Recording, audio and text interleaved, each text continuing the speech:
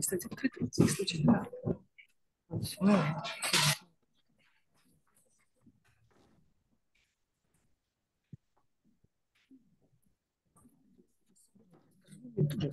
Да, ну, с ней это не видит. нет, у вас вот видите, когда это сейчас. Зачем? Je suis franchement désolée que nous sommes perdus 15 minutes, mais c'est arrivé de cette façon. Euh, on commence. Chers amis, chers collègues, bonsoir. Merci à vous tous et tous d'être là, d'être venus. Je suis ravie de vous voir à 11e réunion du séminaire à l'Institut de philosophie indépendant. C'est notre première rencontre après les vacances d'été. Cela 5 mois que le dernier séminaire a eu lieu l'année académique dernière.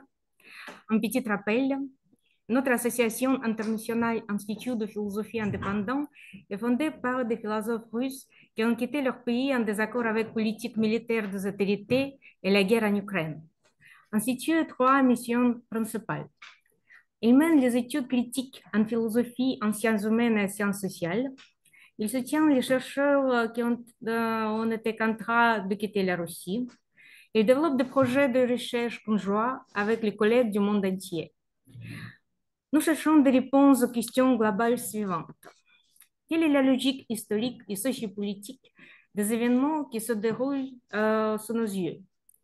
Quel rôle jouent les écoles et traditions philosophiques nationales dans le monde contemporain?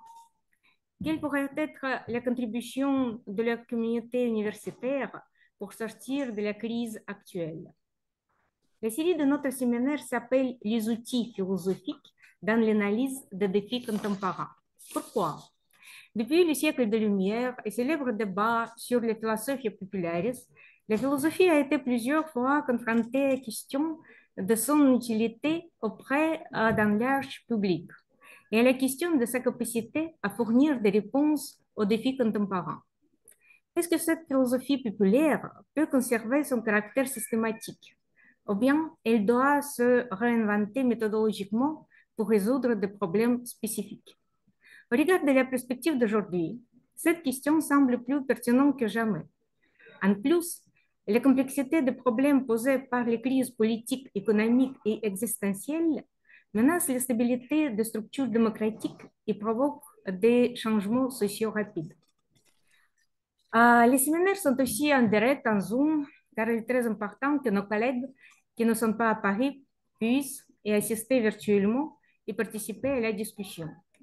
Aujourd'hui, nous sommes en présence de Madame Nadezhda Podzemskaya du CNRS, l'Institut des textes et manuscrits modernes à Paris. Son intervention d'aujourd'hui s'intitule Vassili Kandinsky à Moscou en 1918-1921, auteur et observateur des premières années révolutionnaires. L'intervention sera en français. À la fin, il y aura une discussion, un tour de questions et votre commentaire. Chère Nadia, je vous cède la parole. C'est à vous et on commence. Est-ce que c'est un document? Ah oui, mais c'est égal, je pense. C'est la même chose. Oui. Bonjour, merci d'être venu. Quand même, on peut voir quelques images qui sont quand même belles. Alors là, non, c'est pas fait. Je sais pas. Ah, non, c'est ici. Ah non, je ne sais pas.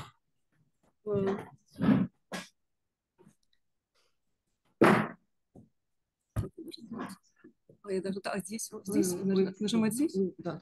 Это здесь вперед, Вот, вперед, а это назад. Вот здесь надо навести.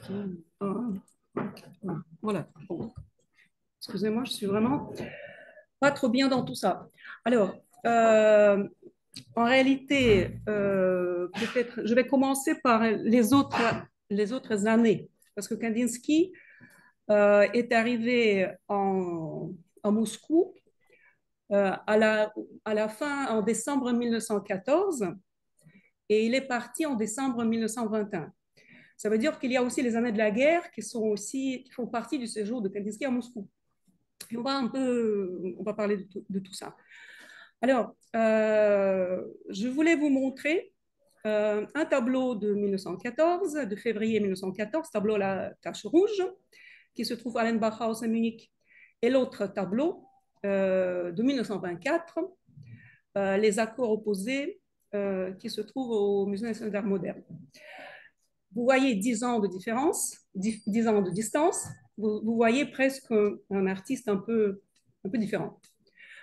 Et, et entre ces deux tableaux, il y a cette période russe qui est importante. Sur certaines questions de transformation de Kandinsky en tant que peintre, il y a eu de différentes idées. Et on a parlé pendant longtemps que probablement c'était le constructivisme russe, par exemple, qui a eu son influence. Disons, de toute façon, ce qui a été dit, c'est que la période russe a été importante. Effectivement, dans le parcours de cet artiste qui appartient à 3 nations, on peut dire, qui a eu 3 nationalités, qui a été russe, qui a été allemand, qui a été français, qui est mort français, il y a une période qui est pratiquement peu connue et qui reste peu connue encore maintenant, c'est cette période russe. C'est une espèce d'un silence, d'une pause sur laquelle on n'a pas posé les mots parce que cette période en elle-même n'est pas trop connue. Et pas seulement elle n'est pas trop connue, mais aussi elle est objet de, si jamais, de recherche assez unilatérales. Il y a des gens qui s'intéressent à certains éléments, à certaines parties de ce qui se passait en Russie à cette époque. Il y a les autres qui s'intéressent aux autres choses, mais surtout, pendant les années, bon, de toute façon, jusqu'à la perestroïka, toutes ces archives étaient plus ou moins fermées. Et même quand ils ont été ouverts, les chercheurs ont continué, ce que je pense, de travailler sur ce qu'ils avaient commencé avant. Moi-même, je ne peux pas dire que je suis spécialiste de cette période. J'ai beaucoup travaillé sur Kandinsky, surtout sur les années avant la guerre. Je n'ai jamais, et c'est les dernières années, juste avant le Covid, que je me suis intéressée un peu plus aux archives de Narkompros, par exemple, et j'ai compris qu'il y aurait beaucoup à faire, parce que la période est beaucoup plus complexe que ce que moi je pensais avant. Alors, et en plus, je pense qu'il y a certaines questions qu'on peut se poser maintenant et se trouvent peut-être dans cette période. Alors là, maintenant, on va continuer un peu je vais montrer certaines images. Je vais continuer dans quelques tableaux, quelques images des années de Bauhaus, maintenant. Alors, qu'est-ce qu'est Kandinsky des années 20? Il y a eu le premier biographe de Kandinsky, Wildroman, son ami et le premier biographe qui a écrit les premiers ouvrages sur Kandinsky, qui a parlé de 2 périodes. Il y a la période de Munich, la période de génie, on connaît, expressionnisme, non, très mouvementé. Et après, il y a cette période de Bauhaus, calme, tranquille, avec les formes plus géométriques, moins mouvementées, ou si jamais mouvementées, mais en équilibre. Et une période classique, il avait dit. Et Groman a écrit dans sa première biographie de Kandinsky, entre les 2 périodes, il y a l'intermezzo russe. Alors, ce intermezzo, est-ce que c'est un intermezzo vraiment, ou c'est quelque chose de plus important? Alors, je continue. J'ai voulu j'ai trouvé les images qui sont peut-être un peu moins connues, mais qui se trouvent au Hallenbachhaus ou au Musée national d'art moderne, pour vous montrer justement comment était Kandinsky alors dans les années 20. Et après, c'est toujours la même chose. Voilà. Et après, comment il est parti? Ça, ce sont ces tableaux, ce sont les 2 esquisses pour une de ces dernières peintures à l'huile à Munich, faites à Munich. Ce sont les tableaux, les panneaux pour pour Campbell, pour son appartement à New York. Les tableaux en eux-mêmes sont à New York, mais les esquisses sont à Lenbachhaus. Alors, vous voyez la peinture très inquiète, très pleine d'attentes de grands événements. Pleine, en principe, des attentes apocalyptiques, on aurait dit. Non? Et Kandinsky disait ça. Alors là, ces attentes-là ont commencé avant 1914. Là, vous voyez les deux images. C'est la grande résurrection. Vous voyez sur le Hinterglasmalerei, sur le verre, vous avez, non sur le fixé en verre, vous avez en russe, c'est écrit Voskresение, la résurrection. Et de l'autre côté, il y a la xylographie qui fait partie des Klänge, des résonances. Ça sont les images de 1911. Alors, toute cette... vous connaissez ça, j'imagine, tout ce cycle des images au sujet religieux qui font partie de, de ces attentes, des grands événements qui vont arriver. Là, en 1913, Kandinsky fait de grandes compositions qui sont toutes les deux en Russie.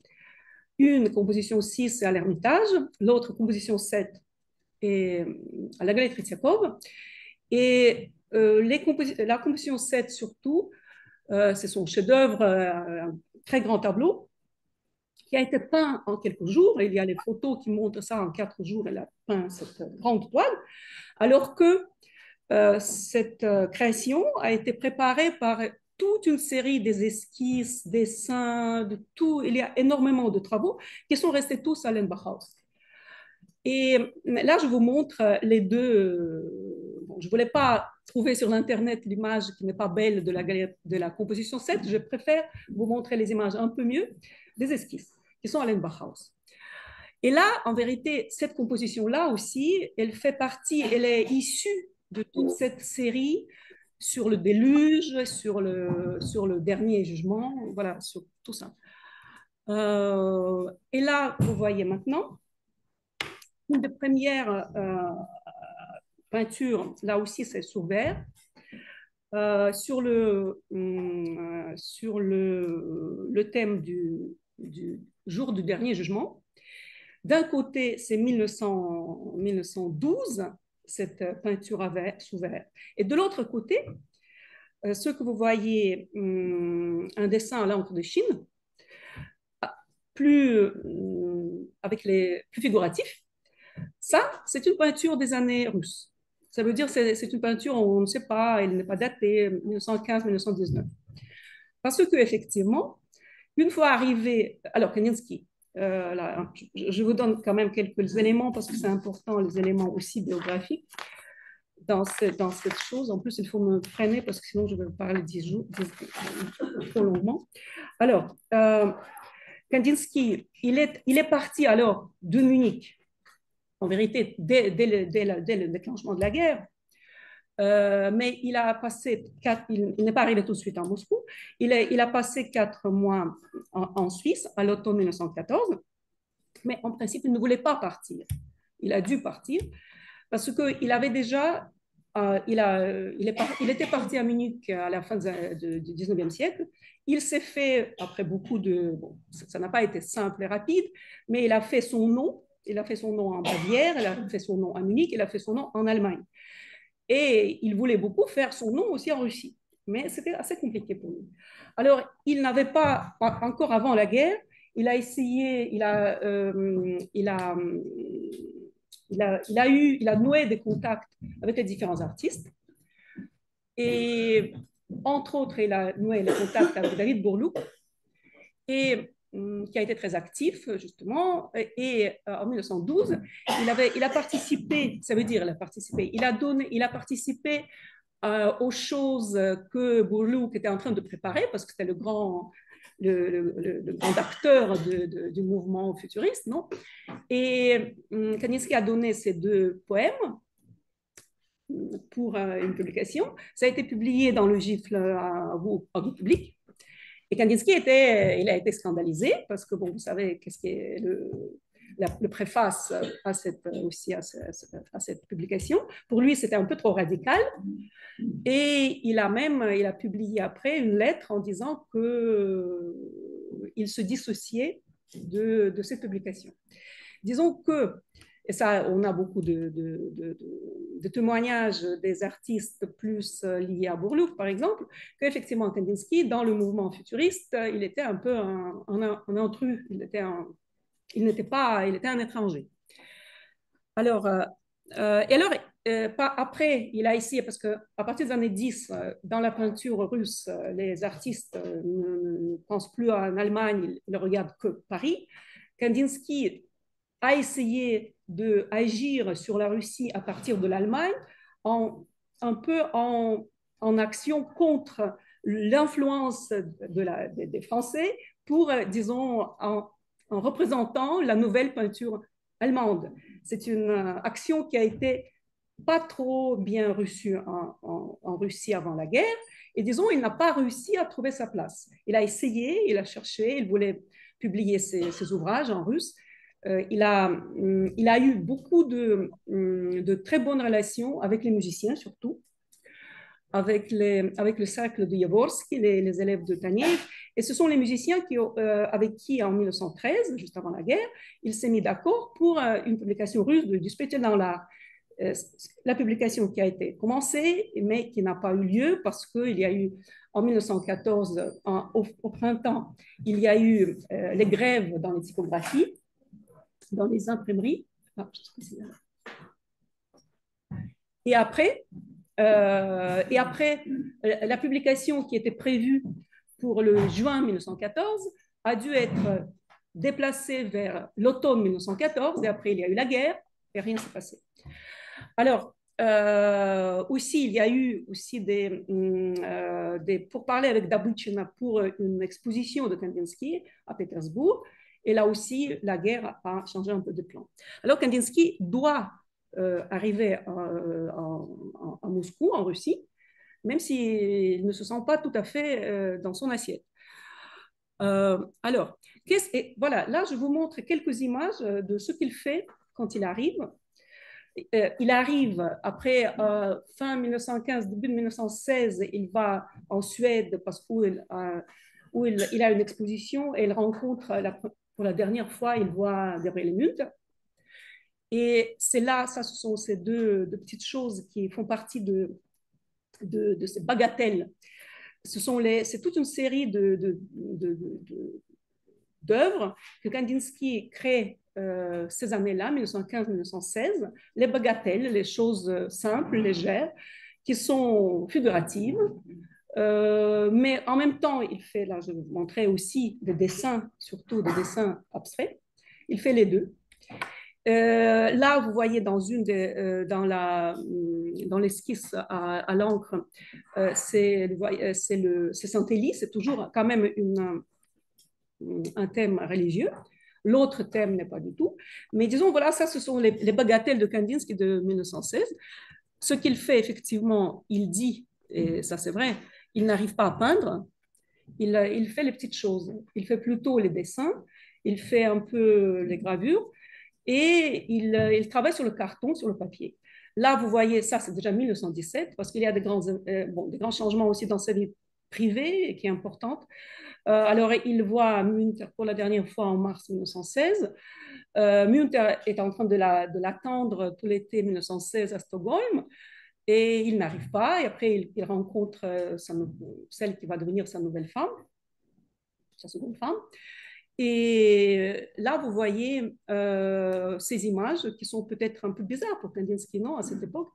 C'est effectivement vu comme intermezzo. Alors, ça, c'est Artirk, c'est près de Moscou, et ce sont les deux sœurs Andrievski, Tatiana et Nina. Nina, c'est sa femme, et Tatiana, c'est sa sœur.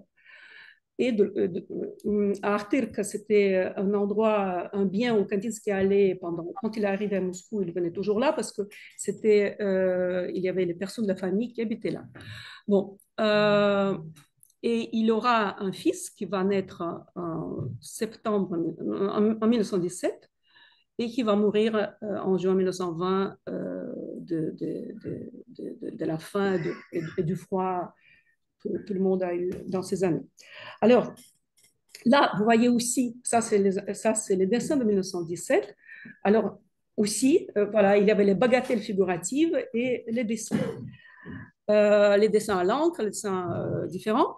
Et là, l'aquarelle, et vous voyez une image près de cette aquarelle. Ça, c'est un dessin qui est daté de 24 octobre 1917.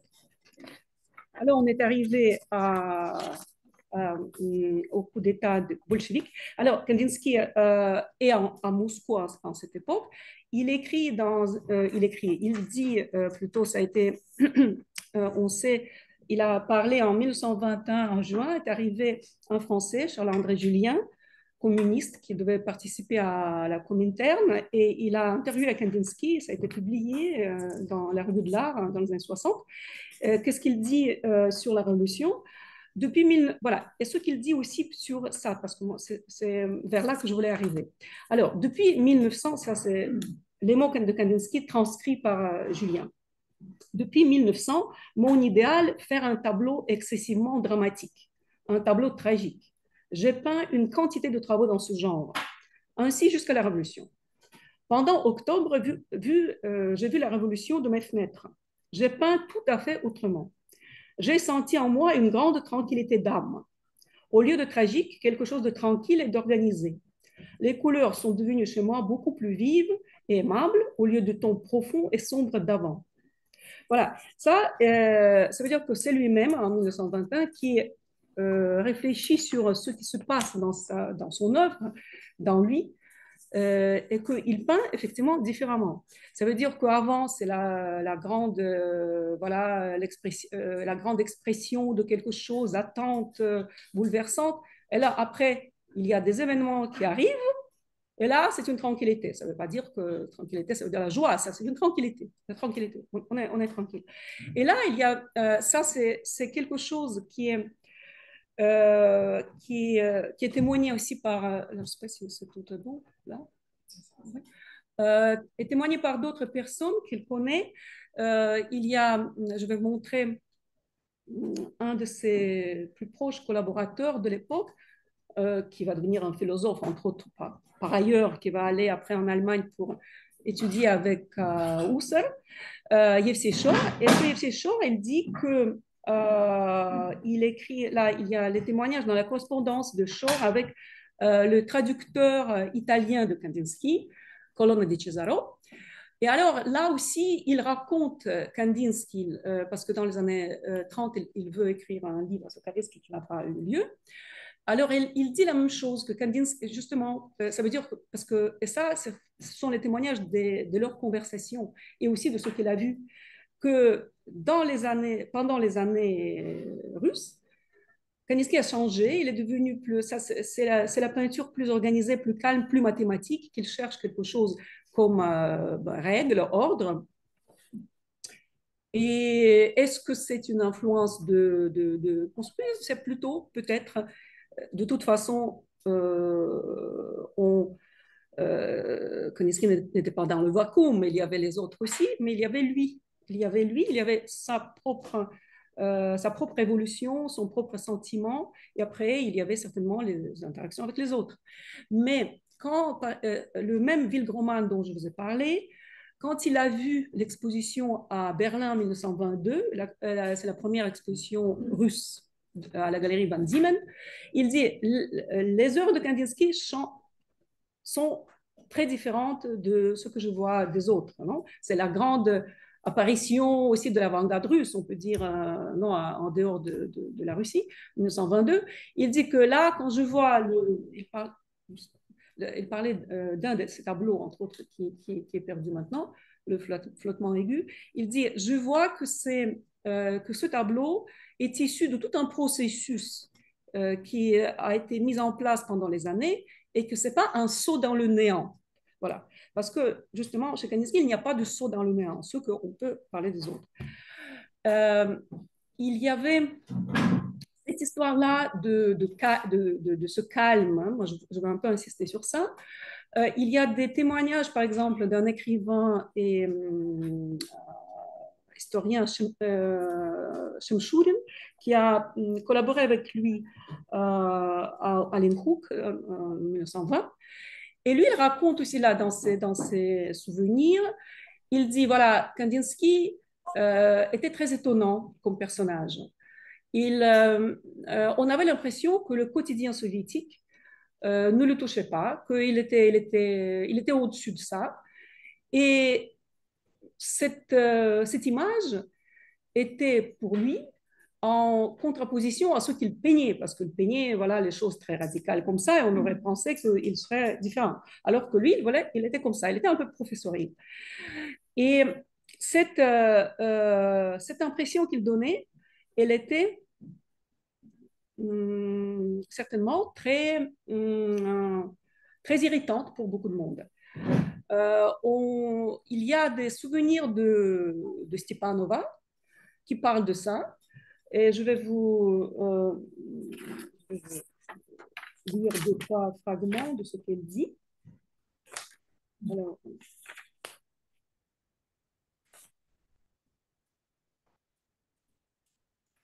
oui, ça, elle dit une chose un petit peu différente, mais disons, c'est pas seulement sur ce calme, mais c'est aussi cette position que Kandinsky certainement a pris dès le début. C'est une position un peu à distance, un peu on va dire, au-dessus des événements ou un peu à côté des événements. Disons, pas seulement l'acteur, mais aussi l'observateur. Alors, elle dit, Stepanova, dans son journal en mars 1920, Kandinsky a une vision très large de l'art, ce qui explique qu'il n'y pénètre pas en... oui, qu'il n'y pénètre pas en profondeur et que beaucoup de choses lui échappent. La raison en est une loi physique simple. Quand tu montes haut, l'horizon devient plus grand, mais tu vois moins de particularités et de détails. Il comprend l'art et même, ce qui est étrange, ce qui est complètement opposé, voire contraire à son art propre. Il s'y oriente, mais jusqu'à une certaine limite, et il n'arrive jamais à dépasser. Alors, ça, c'est assez important, parce que justement, qu'est-ce qui se passe? Alors maintenant, on va y arriver aux années bon, après 1918. Alors, là, vous voyez une image de Kandinsky avec ses élèves dans les ateliers libres à Moscou. Et une autre image, Kandinsky, sa femme et son enfant. Alors, qu'est-ce qui se passe? Kandinsky, en 1917, après la Révolution de février, il y a eu un grand mouvement dans les arts, bon, partout dans les arts. Il y a eu beaucoup d'artistes qui ont pris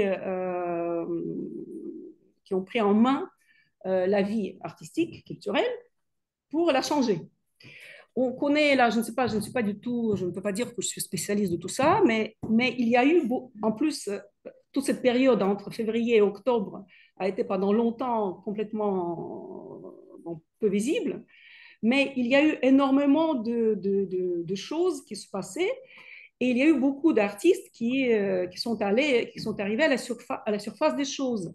Ce sont les artistes souvent qui sont les gens connus, qui ont été dans le ballet de Caro. Il y a des gens différents. Il y a aussi Benoît et ses amis à Petrograd, bien sûr. Et il y a aussi les artistes plus radicaux, plus de gauche, on va dire, comme Malevich et les autres, qui ont été aussi, qui ont pris, à un certain moment, ont pris part dans cette transformation, dans la mise en main de la vie artistique.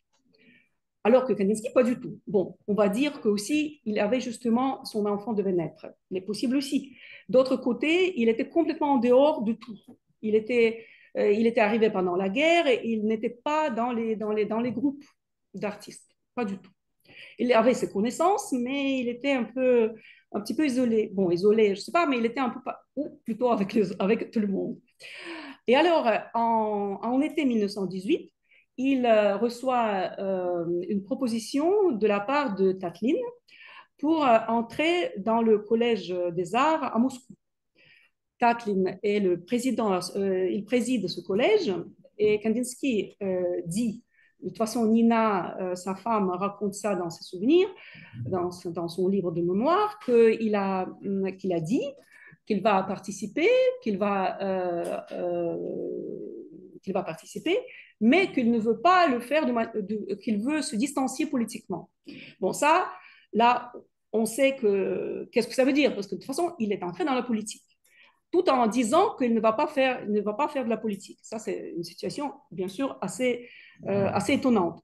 Mais dans cette situation, il y avait énormément de monde, parce que ce qu'on voit quand même, et ce qui est important de comprendre, c'est que en 1918, il y a ce NARCOMPROS, le commissariat du peuple à l'instruction, qui s'occupe de la culture, de l'art et de l'enseignement de l'instruction, dirigé par Lunacharsky, qui, comme tout le monde dit, ne comprend rien en art, mais quand même, voilà, c'est lui le commissaire.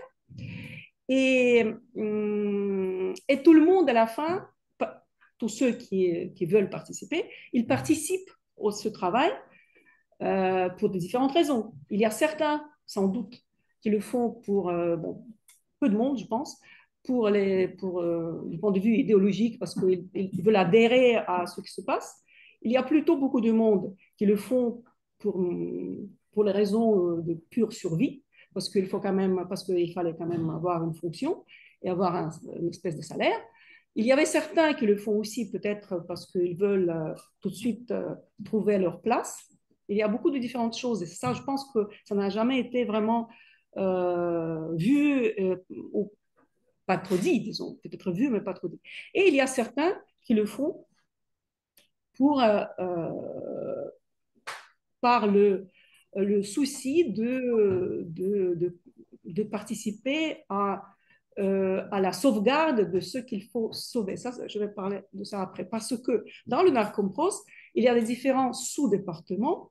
Et alors là, il y a différents départements, je veux dire. Non, après, il y a les sous-départements aussi. Alors, les départements, il y a le département des arts plastiques, et il y a, pour ce qui nous intéresse maintenant, et il y a le département des musées, le département des musées qui a été présidé par la femme de Trotsky. Non, et le département des arts plastiques qui était présidé par Sternberg, qui est aussi un artiste catapulté. Là, on ne comprend pas pourquoi, seulement parce qu'il avait connu Lunacharsky encore à Paris, et Lunacharsky ne savait pas à qui s'adresser, il s'est adressé à lui. D'accord. Mais disons que ces deux départements, à l'intérieur du Narcompros, rassemblent les gens complètement différents. D'un côté, il y a les artistes, mais surtout au début, dans le Collège des Arts et en Narcompros, ceux qui décident vraiment de quelque chose, qui sont plus actifs, sont ceux que maintenant on dit les avant-gardes, même si on ne sait pas qu'est-ce que ça veut dire, mais là, disons, les gens comme Tatlin, Malevich, même si Tatlin après Rodchenko qui arrive. Bon. Et dans le département des musées, il y a les anciens professeurs, il y a les conservateurs, il y a les historiens de l'art, il y a les gens qui sont là pour sauvegarder ce qu'on peut quand même sauver. Parce que le problème, c'est ça. Et alors, il y a deux parties de l'art qui sont séparées, qui sont gérées de manière complètement différente. Il y a la création vivante, l'enseignement qui sont dans les mains de ceux qui sont plutôt nihilistes.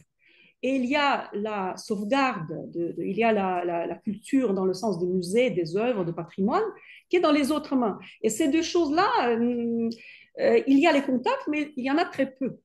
Et justement, moi je pense que ce qui est intéressant, c'est de voir les personnes qui font partie de tous ces deux ailes de l'activité du Narcompros. Il n'y en a pas beaucoup, Kandinsky en fait partie. Parce que lui, alors, au début, il est invité, alors, au début, tout de suite, il fait partie du département pour le théâtre. Après, mais ça c'est juste au début. Après, il s'occupe aussi d'une chose qui est importante, c'est le sous-département du département des arts plastiques qui s'occupe des écrits de l'art, sur l'art.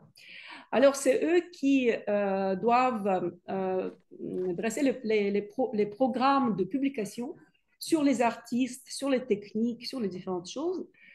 Et là, il y aura des choses incroyables. On ne pense même pas comment c'est possible en 1918 ou 19 faire les projets qu'ils ont faits. De ces projets, il y a très peu de choses qui ont été réalisées ou ils ont été réalisés dans les années 30 après. Mais en vérité, il y a eu des projets incroyables dans ces années. Et Kandinsky a fait partie de faire ça, ou entre autres, il fait partie aussi d'un collège pour écrire une encyclopédie des arts. Dans ce collège, semble-t-il, il y a Jacobson, il y a encore des autres. Disons qu'il y a les liens bizarres comme ça, les gens qui se croisent, parce que ce qui se passe, c'est que dans ces couloirs de Narkompros, se croisent les gens qui, normalement, dans une vie normale, disons avant la Révolution, avant la guerre, ne se seraient jamais croisés parce qu'ils étaient cloisonnés dans les mondes différents. Il y avait les professeurs, il y avait l'université, il y avait les jeunes révoltants, il y avait les... Et là, ils sont tous ensemble, ce qui est quand même une situation intéressante. Mais cette situation intéressante, bon, ça c'est une chose. Kandinsky, il est au milieu. Et alors, bon, il faut que je ne vais pas trop dans les différentes orientations qui ne servent à rien. Mais bon, alors, je vous montre la première image, c'est les élèves, bon, les ateliers. Alors, ça doit être 1919-20, peut-être 20, la photo. Vous voyez, ils sont bien sûr dans les manteaux parce que, bon, on ne chauffe pas.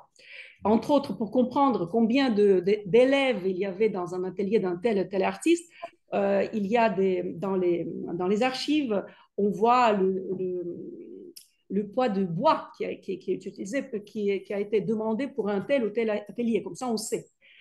Alors, la création de ces ateliers, ça veut dire que la transformation des deux grandes écoles qui étaient, bon, à Moscou, moi je parle plutôt de Moscou, il y avait les choses aussi se passaient dans les autres endroits, bien sûr à Petrograd et aussi en province, mais moi je parle de Moscou parce qu'Aninsky était à Moscou. Alors, il y avait deux grandes écoles, l'école des arts décoratifs, l'école Stroganov, et l'autre école qui est l'école de peinture, sculpture, architecture, qui est sur la Mysnitska. Alors, il y avait ces deux écoles ont été transformées et qu'à la base de ces deux écoles, on a créé les ateliers, les premiers et les deuxièmes ateliers. Alors, en vérité, cette transformation a commencé encore avant octobre. Elle a commencé après février 1917. Et dans la transformation, et ça c'est très intéressant de voir la continuité de la réforme au début, de toute façon, qui a commencé encore avant les événements d'octobre et qui ont continué après. Et dans les seconds ateliers, ceux qui sont sur la Mysnitska, il y avait le mandataire du collège des arts était Mashkov.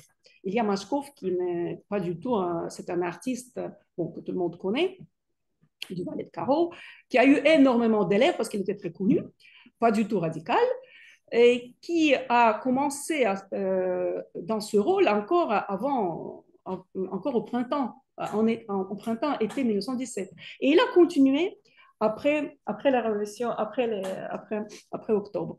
Et il a été au début mandataire pour ces ateliers. Il a essayé de mettre un peu tous ensemble, ce qui est très, très compliqué. Kandinsky faisait partie du collège des arts. Ensemble, là, il y avait des autres, il y avait Malevich, il y avait Tatin, il y avait les autres.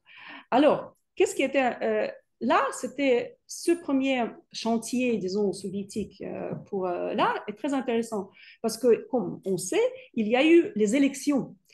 On a pris pour modèle en partie des guildes médiévales. Bon, il y avait des différentes idées pour comment faire les ateliers, comment transformer l'ancienne académie, disons, dans les ateliers.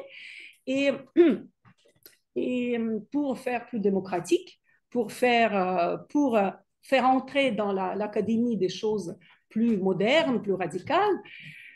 Et il y a eu, bon, la première idée, ça, vous savez, l'élection des maîtres. non, d'élection. Qui va élire les maîtres? Les élèves. Et qui sont les élèves? L'idée, c'est que là, maintenant, la démocratisation, tout le monde peut entrer dans cette école. Alors, ils ne sont pas préparés, la première chose, ils ne connaissent rien. Alors, qui est-ce qu'ils vont élire? Alors, là, le problème, c'est qu'ils ne vont pas élire ce que le Collège des Arts veut qu'ils élisent. Parce que le Collège des Arts veut que les radicaux, aussi Kandinsky, et aussi les suprématismes, tout ça, que ça a plus de rôle, un rôle plus important dans les ateliers. Alors que les élèves, les futurs élèves, ils veulent les peintres comme Konchalovsky, comme Mashkov, mais pas du tout tout ça. Parce qu'ils ne savent rien, c'est normal. Et alors là, il y a un problème. Et Kandinsky, et là, c'est assez intéressant comment ils font. À la fin, ils disent, bon, il ne faut pas quand même vraiment, il faut d'un côté faire les élections comme on a dit, et d'autre côté quand même, il faut qu'on ait le résultat qu'on veut. Alors, il faut nommer en grande partie certains maîtres qu'on veut. Et là, ça c'est déjà dans cette chose-là, Kandinsky a eu quand même son rôle un peu politique. Parce que là, il était certain que ce qu'ils sont en train de faire, c'est pour le bien, dans le sens que il faut que les artistes novateurs aient leur place, effectivement, parce que sinon, on n'arrivera pas. Et là, il a joué sa carte politique. Mais le problème, c'est que là, il a été élu, entre autres, lui, le seul, je pense, parmi tous, parce que j'ai regardé les archives, il a fait même son CV pour montrer, et ça montre que lui, pour les élections, il n'était pas du tout connu. Personne ne le connaissait. Parce qu'il était arrivé d'Allemagne, personne ne le connaissait. Et alors, après, il a eu son atelier comme les autres. Il a été au début dans les hiérarchies de seconds ateliers. Et très rapidement, il a été déçu. Il a été déçu, surtout, il dit, on en a marre, il n'y a que les réunions. Il y a les réunions tout le temps. Ça, on connaît ce qui se passe en Russie tout de suite après la Révolution. On connaît Mayakovsky pas mal. Et alors là, il y a les réunions. Il y a beaucoup de paperasse. Et il y a les syndicats qui ôtent la voix et qui veulent décider des choses. Parce que là, il y a... Et ça se voit tout de suite. Là, toute l'histoire des élections, comment c'est fait en province, j'ai lu les choses dans les archives, on voit tout de suite, on veut déjà orienter comment les élections doivent être faites. Bon, pour la bonne chose, on va dire d'abord, au début. Mais tout de suite, la bonne cause n'est pas toujours. Alors, voilà, Kandinsky, il va continuer à enseigner dans les ateliers jusqu'à son départ en 1921, mais ce ne sera pas son lieu de prédilection, on va dire. Ce n'est pas là qu'il a réussi à faire des choses. Il n'a pas du tout fait la carrière là-bas, parce que ce n'est pas possible. Et en vérité, les ateliers, c'est très intéressant parce que là, c'est vraiment le lieu politique. Et, bon, là, je vais dire peut-être ça tout de suite parce qu'après, peut-être qu'il n'y aura pas le temps. C'est justement dans les ateliers qu'on voit la politique artistique en place, comment elle se fait. Parce qu'au début, les premiers 2 ans, ils s'appellent les ateliers libres d'état d'art. Свободные мастерские, свободные государственные мастерские, et après, ils deviennent государственные свободные мастерские d'État, et après, bon, ça c'est important, dans le sens que l'hierarchie change entre 1918 et 1920, on voit rapidement. De la liberté, il n'y a presque rien. Et là, entre autres, oui, une autre chose importante, pendant toutes ces négociations qui ont été faites dans le collège pour les élections, quand Mashkov, comme mandataire du collège auprès de l'école de la peinture, de la sculpture, il essaie de mettre tous ensemble, il donne la liste de ceux qui vont être élus, qu'on propose pour élire. Alors là, il y a des artistes qui parlent et de temps en temps, il y a des discussions intéressantes. Et parce que, par exemple, Karovin, un artiste que, bon, un impressionniste, on va dire, que n'est pas du tout, il n'a jamais été très radical, il dit Il dit une chose, il dit, mais c'est normal, c'est toujours dans l'art que les personnes plus novateurs, les artistes plus novateurs n'ont pas eu tout de suite leur place. Il faut leur donner la place, c'est normal. Et après, mais quand il dit, quand on va élire, si par exemple Tatlin, il faut l'élire ou non, là il dit une chose intéressante. Il dit, moi je ne suis pas en principe contre Tatlin, mais je ne le connais pas, comme ça je ne peux pas dire, je ne suis pas compétent pour dire si c'est intéressant ou non. Alors là, ça veut dire déjà que peut-être il est un peu en dehors de ce que fait Tatlin, d'accord. Et aussi, il est assez sincère dans ce qu'il dit. Alors, bon, euh, disons que déjà à la fin de 1918, c'est pratiquement la fin de cette liberté. Ah oui, non, une chose qu'il dit aussi, Caroline, voilà, excusez-moi là, excusez-moi, j'oublie. Alors, une chose importante qu'il a dit, parce que quand ils ont fait les élections, ils ont voulu faire les élections par école. Les futuristes, les suprématistes, les autres choses, de temps en temps très bizarres, les regroupements étaient très bizarres souvent. Et Korovin, par exemple, il dit, mais pourquoi on ne fait pas aussi pour les individualités? Pourquoi on ne peut pas élire des artistes et pas les écoles? Et ça, c'est une chose qui n'a même pas été on n'a pas pensé à ça.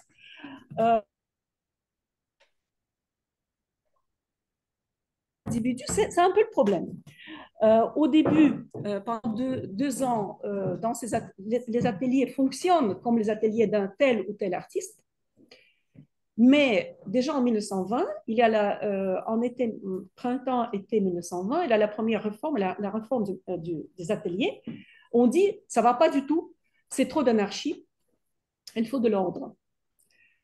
Et l'ordre, ça veut dire il faut une méthode objective. Et là, ça commence déjà à être des choses intéressantes en 1920. Parce que qu'est-ce que c'est qu'objectif? Alors, objectif, ça veut dire on donne les ordres, on donne les règles et on donne une règle un peu plus ou moins unifiante. Et c'est là, en 1920, qu'on a alors transformé les ateliers libres, d'État déjà, dans les frutemas, dans ce qui est devenu après frutemas, et où, par exemple, certains artistes sont devenus très importants, comme par exemple Rodchenko. Parce que là, il a compris que c'était là le moment de prendre la place.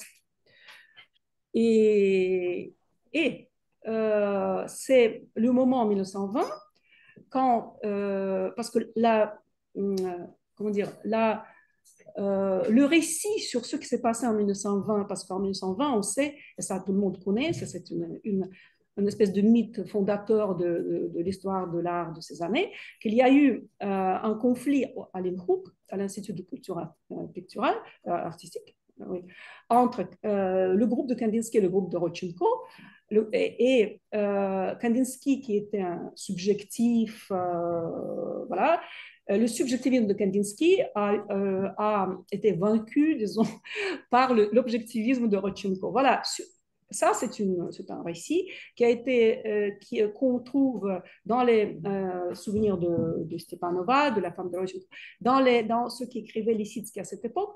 Mais est-ce qu'il faut prendre toujours les mots qu'on dit? Il faut quand même comprendre qu'est-ce que c'est subjectif, qu'est-ce que c'est objectif. Alors là, sur ça, on pourrait discuter si vous voulez. Euh, alors, je voulais vous montrer maintenant. Voilà. Je vous ai montré l'appartement de Kandinsky avec sa femme et son enfant. Là, vous voyez l'escalier de la maison, de l'immeuble, parce que c'était l'immeuble qui appartenait au début à Kandinsky, qu'il a vendu en janvier 1917. Et après, il s'est conservé deux appartements. Dans un de ces appartements, il a vécu jusqu'à son départ de la Russie. Dans l'autre appartement, à un certain moment, vivait Rodchenko, justement. Ils étaient assez proches, ils se voyaient, ils faisaient de la musique ensemble. Voilà. Et dans l'escalier, on a trouvé les traces de la décoration de Pakanowski. Alors, oui. Alors, je vous disais que Kandinsky a été, ça ce sont deux publications, début 19 et fin 18. D'un côté, vous voyez la une du journal Искусство, l'art de janvier, je pense, 1919, avec la manchette faite d'après le dessin de Kandinsky. Et après, c'était l'organe le messager du département des arts plastiques. Et c'est un bimensuel qui, et dans les premiers numéros, début 1919, Kandinsky a été important. Il y a sa manchette, il y a les vignettes. Et après, à un certain moment, en avril 19, il y a une grande campagne dans la presse que voilà, les futuristes, parce que bon, de toute façon, tout ce qui était plus ou moins novateur, c'était futuriste. Non, alors que les futuristes ont pris le monopole du département des arts plastiques, et alors ça ne fonctionne pas, il faut arrêter. Alors, à partir du mois d'avril, ce journal n'avait plus de vignettes de Kandinsky, mais disons que là, justement, en avril 19, entre Kandinsky et la direction, on va dire, du département des arts plastiques, commencent les problèmes. Parce qu'en vérité, Kandinsky, lui, il savait, mais aussi les autres savaient qu'il n'appartient pas au même mouvement, on va dire.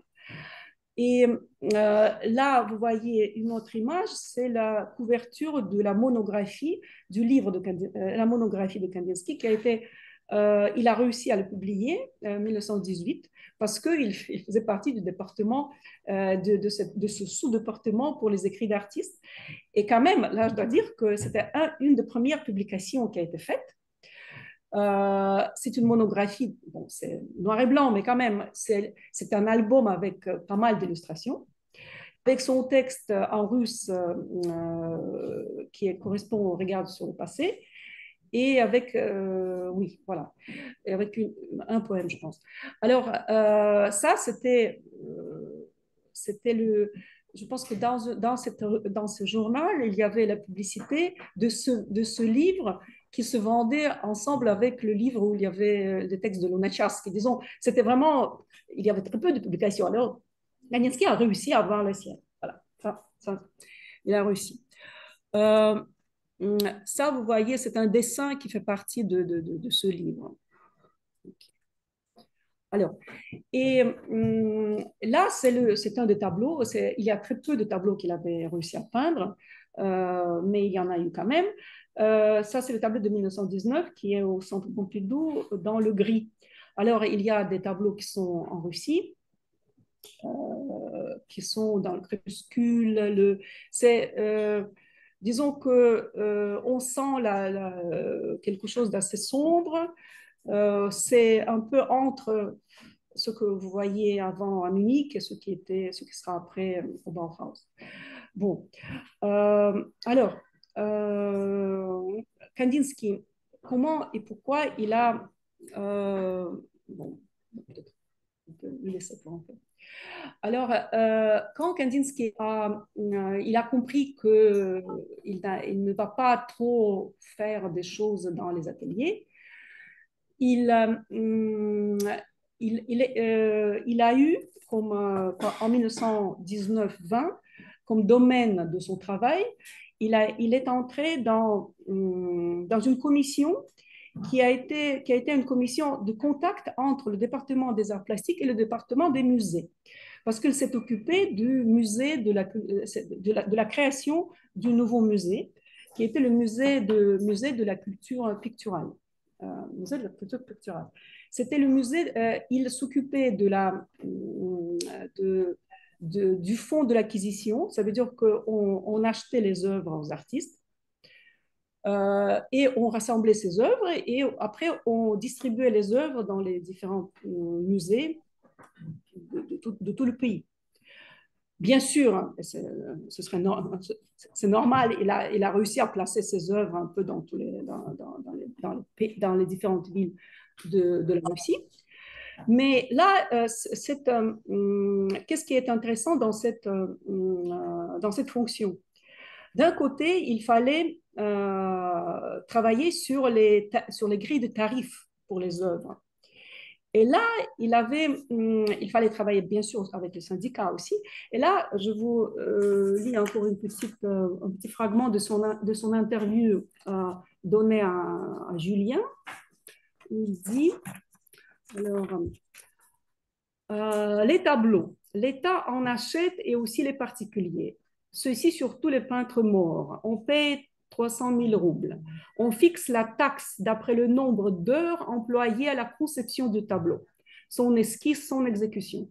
C'est la prime au médiocre. On abaisse les grands.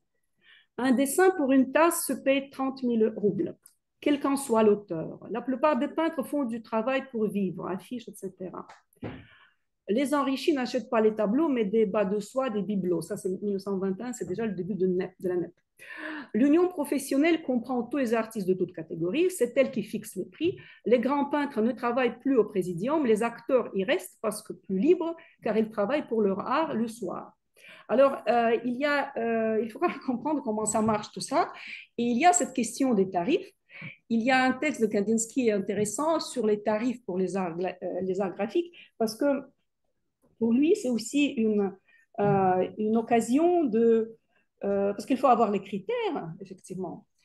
Et c'est aussi pour classer des œuvres, parce que, bon, il a après une classification assez intéressante qui a commencé en vérité encore avant, sur les œuvres, sur les arts graphiques qui sont la graphique de l'impression, et après les dessins et les aquarelles, qu'il dit que pour lui, ça fait partie de la peinture. On va aussi dire que la peinture, ça se paye plus, mais disons qu'il y a les questions aussi théoriques qui se posent. Mais bon, aussi, il y a cette problématique avec les syndicats, qui est toujours une problématique assez complexe. Et après, il y a ce qui est intéressant dans ce travail, c'est que Kandinsky travaille en contact, en collaboration avec les historiens de l'art, avec les gens de musée, les gens plus cultivés en principe, et un peu plus, comment dire, un peu plus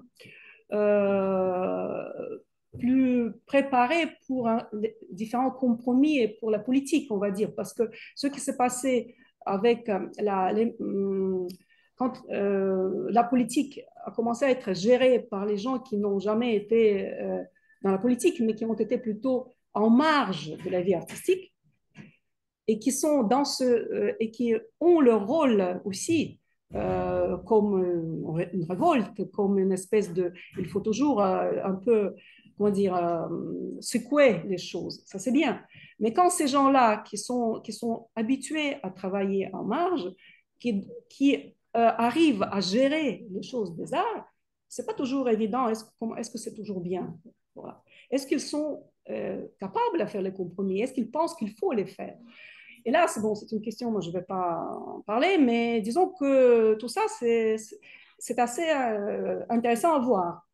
Et on voit par exemple dans le journal d'Alexandre Benoît de ces années, en 1918, lui, parce que lui, de son côté, quand encore le Narkompros est encore à Petrograd, il connaît bien sûr Sternberg, Lunacharsky et les autres, parce que lui aussi, il collabore comme les autres, il collabore. Il se demande est-ce qu'il faut collaborer ou non. Oui, il faut collaborer parce qu'il faut sauver ce qu'il faut sauver. Et il dit le futurisme, c'est une secte. Alors, moi, je pense que je n'ai jamais vu il y a les gens qui travaillent sur les avant-gardes, il y a les gens qui travaillent sur Alexandre Benoît et quelque chose d'autre, mais on ne fait jamais un peu un amalgame de ces choses-là. Moi, je pense qu'il faut le faire. Euh, euh, Aussi parce que, par exemple, dans le journal de Stepanova, par exemple, si je repense à ce que je vous ai dit sur le conflit entre Kandinsky et Rodchenko, je vais quand même vous lire un fragment.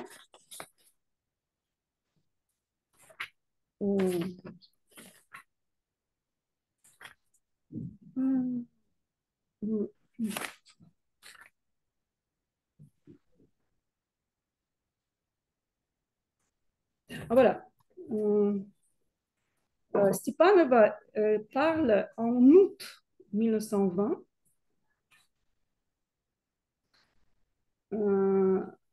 c'est une conversation qu'ils ont la nuit entre Rodchko et Stéphane. C'est dans le psychisme de l'artiste qu'il faut chercher l'élément et non dans l'art. Peut-être plus tard nous démonstrera-t-on. Mais nous ne découvrirons nous-mêmes aucun élément de l'art parce que nous ne comprenons pas nous-mêmes qu'est-ce qui est créé et comment nous créons. Et voilà ce que dit Rodchenko sur l'approche formelle dans l'art.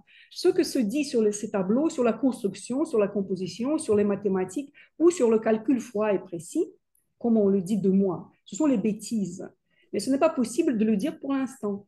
Cette approche formelle qu'on cherche aujourd'hui dans la compréhension de l'art est un tribut au matérialisme. Alors, c'est ce que dit Rodchenko, disons, dans la conversation tout à fait personnelle. Alors que dans les conversations qui ne vont pas être personnelles, ils vont dire des choses différentes. Alors moi, j'ai déjà perdu. Ah oui, voilà ce que Stepanova va dire en novembre de 1920, en pleine crise de l'INRUC. L'INRUC est devenu kandinskien. Tout est ramené à une émotion insaisissable, à une nécessité spirituelle impossible à caractériser et même à exprimer avec les mots. Nous, formalistes et matérialistes, nous avons décidé de faire une rupture radicale. Nous avons créé un groupe d'analyse objective que Kandinsky et Brusova fuient comme la peste. Bon, toute cette émotion et tout ça, on ne veut pas. Disons que le problème, c'est que tous ces propos qu'on a, il faut quand même encore les analyser. Il faut voir est-ce qu'il faut les prendre toujours au premier degré et qu'est-ce que dit qui, à quel moment et dans quel contexte. Parce que, par exemple, aussi et c'est très intéressant de rapprocher les témoignages des gens complètement différents, comme par exemple Stéphane et Benoît. Moi, je trouve que ça, c'est pas mal. Et alors, il y a une chose aussi intéressante pour comprendre comment ça marche. En 1920, est créé un institut de culture artistique, INRUC. Les personnes qui sont à l'origine de cette institution, c'est Sternberg d'un côté,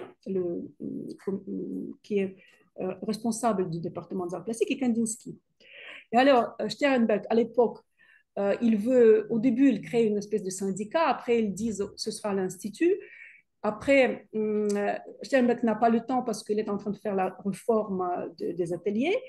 Il se désintéresse pendant quelques mois de cet institut et Kandinsky s'en occupe.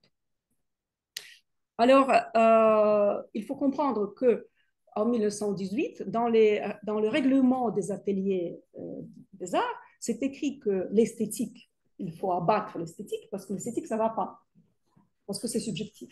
Alors, il faut faire l'enseignement seulement des techniques et des matériaux de l'art. Voilà. Et le mot esthétique est un des mots qu'il faut faire fuir. Alors, en 19... Et quand c'était une RUC, il est créé plus ou moins en mars 1920. Il fonctionne au début un peu sous l'égide de Kandinsky, qui à un certain moment, il est son leader pendant quelques mois. Et en juin 1920, on organise une conférence des ateliers, justement pour préparer la réforme. Il y a, entre autres, on sait qu'il y a Malevich qui est arrivé de Vitebsk avec ses élèves. Là, on sait. Bon, il y avait tout le monde qui était venu. Kandinsky, il prononce, bon, il y a beaucoup de monde qui parle. On parle beaucoup de collectivisme, on parle beaucoup il y avait encore un autre mot d'ordre à l'époque, c'était productif, bon, de production, tout ça, d'accord. Kandinsky fait un rapport sur l'Institut de culture artistique.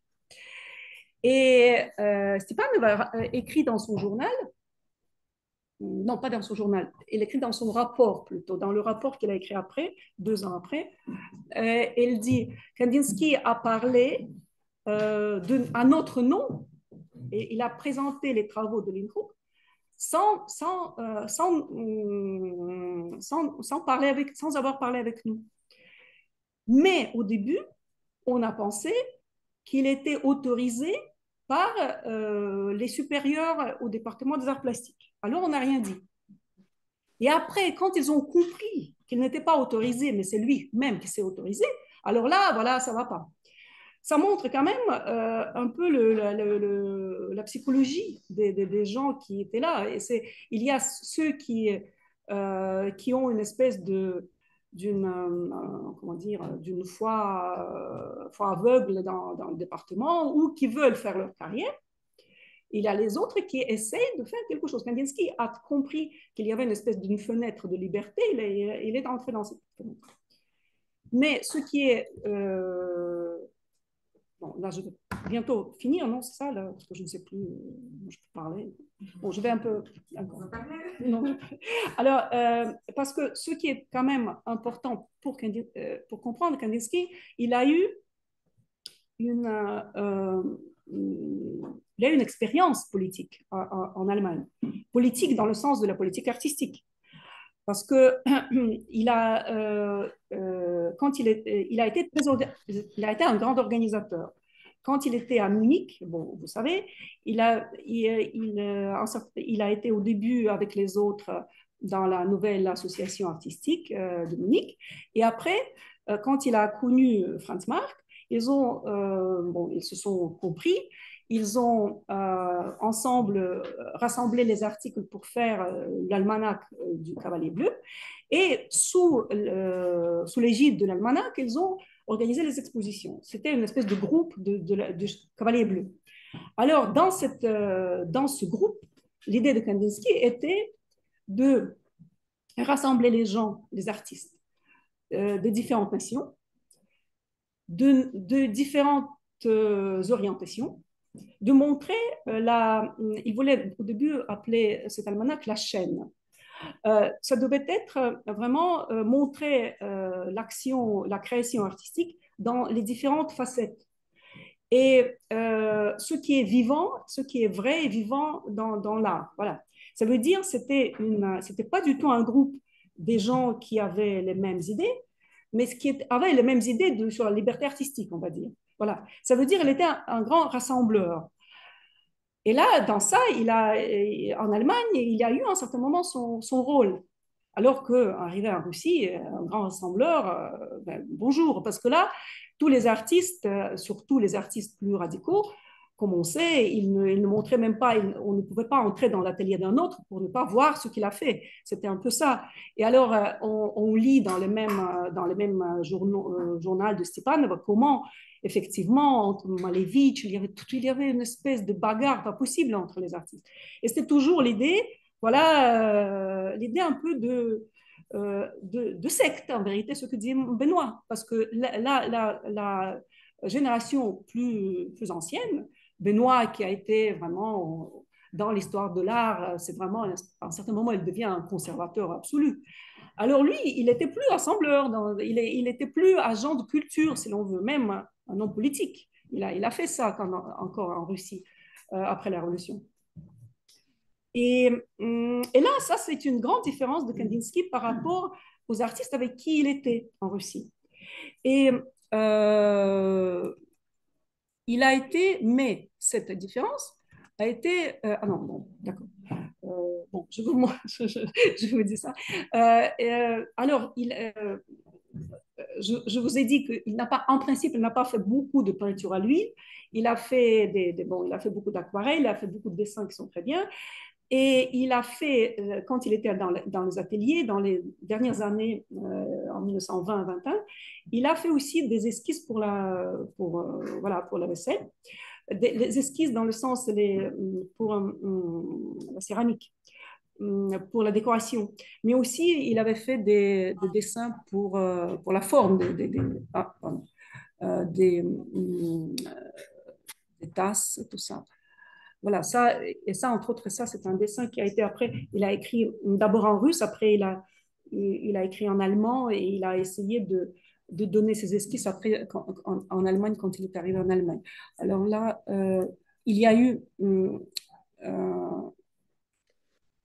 eu les étudiants des ateliers qui ont travaillé pour une grande service qui était fait pour les gens qui sont venus pour la Comintern en 1921.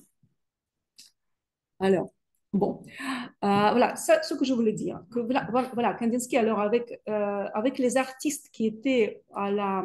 Il avait de bonnes relations avec Tatlin, mais Tatlin, il était assez en dehors de toutes ces choses. Après, il était allé à Petrograd. Disons, il n'était pas très, très présent là. Il s'occupait de son monument, comme on sait, à l'époque. Alors, il y avait tout cet entourage des artistes qui, en vérité, beaucoup sont arrivés de la province, comme Rodchenko, qui voulait faire sa place dans les ateliers. Alors là, il y avait une guerre quand même assez importante pour la leadership et tout ça. Et la vision de Kandinsky, ça ne me plaisait pas. Moi, déjà, je vous ai montré, Stepanova, ils étaient effectivement voisins. Au début, ils avaient de bonnes relations. Stepan pouvait être une petite fille de Kandinsky. Ils avaient une grande différence d'âge. Elle était toute jeune, lui, il avait plus de 50 ans. Et elle l'appelle Vassilitch. Voilà, Vassilitch, non elle parle de Kandinsky. Un peu en rigolant.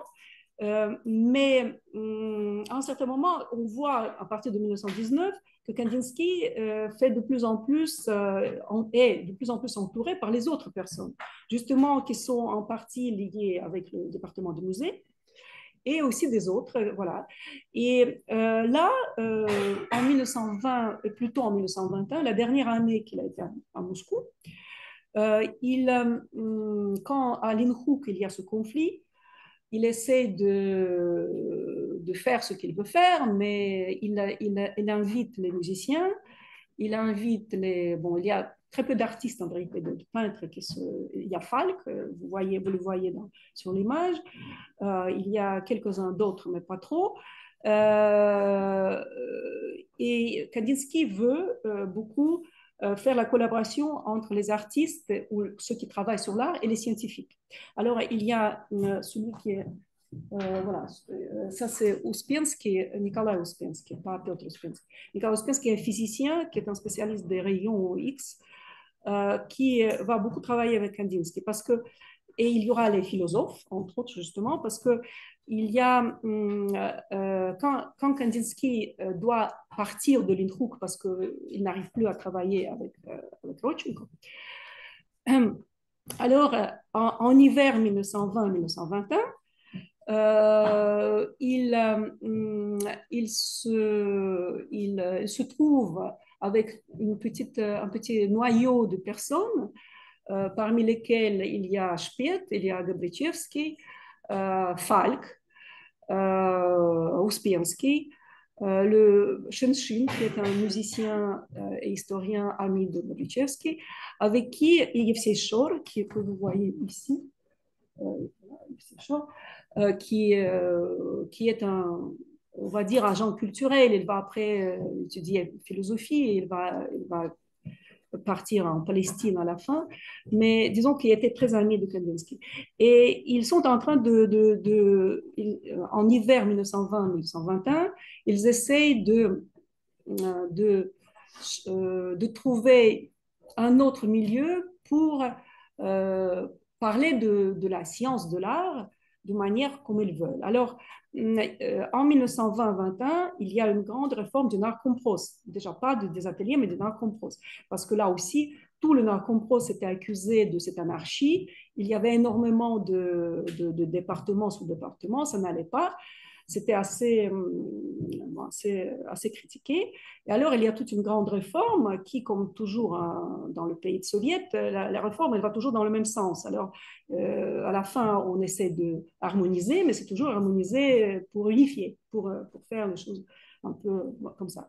Alors, et de toute façon, là, à cette époque, Kandinsky et ces gens-là, les gens de musée, surtout, ils arrivent à trouver voilà, la possibilité de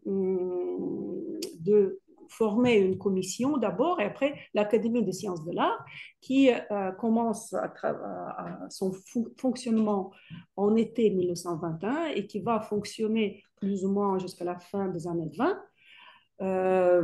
Mais son essor vrai, c'est jusqu'à 24-25 et où Speth va va avoir un grand rôle.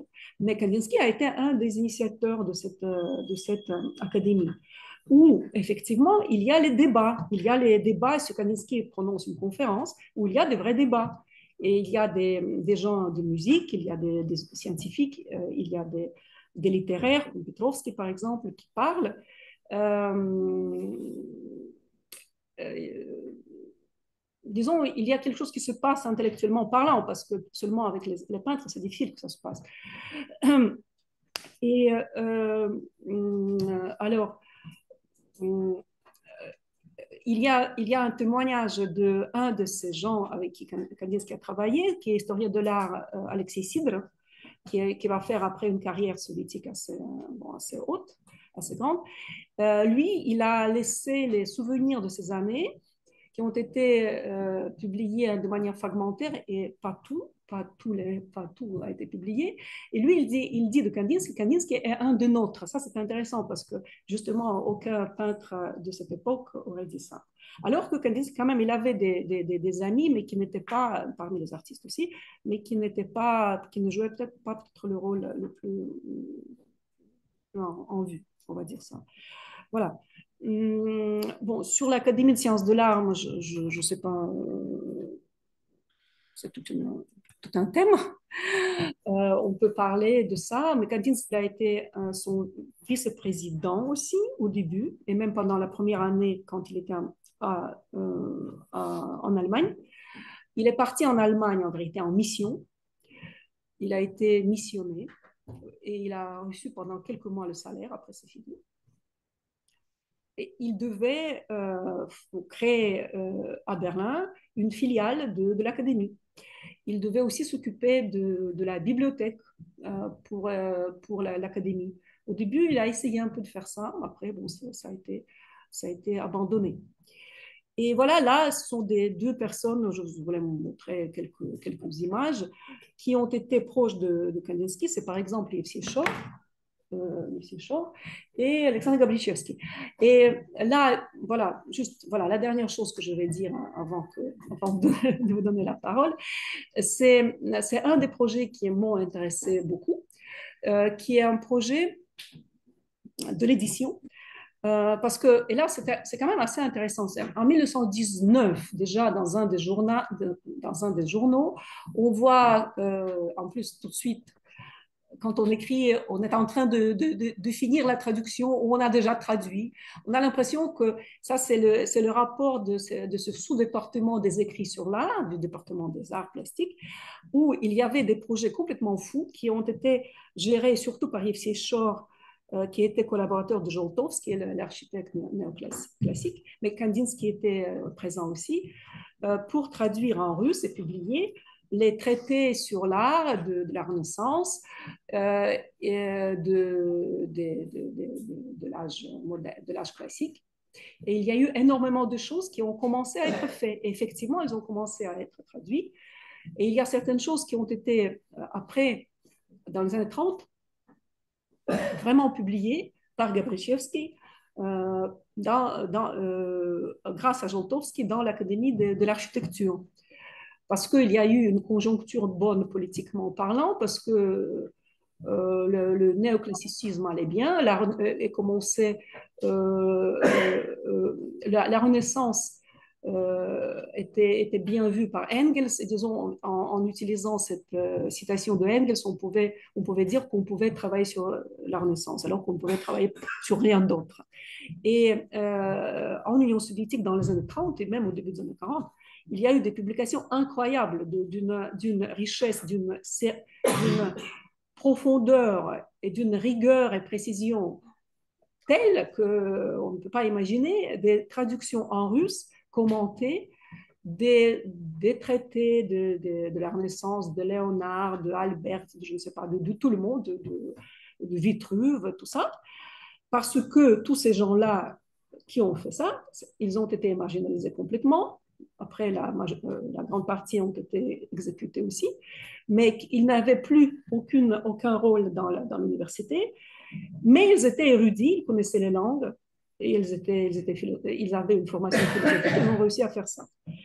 Voilà, ça c'est quelque chose que quand on ne peut pas soupçonner. Il y a les gens, et ça a été complètement oublié par l'histoire de l'art en Union soviétique, en Russie maintenant aussi, parce que, disons, il y a toute une ce qu'on voit quand on essaie de comprendre qu'est-ce qui se passait là, et après comment ça s'est passé dans les années 20 et après, on voit quand même énormément, bon, on voit déjà énormément de victimes, parce que, mais même ceux qui sont réussi à survivre, ils ont été complètement marginalisés.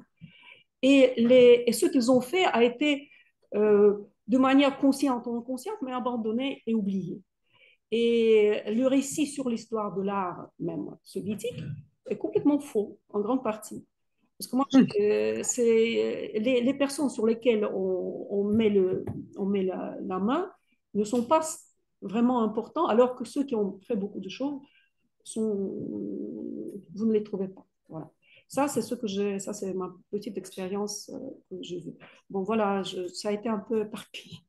Excusez-moi.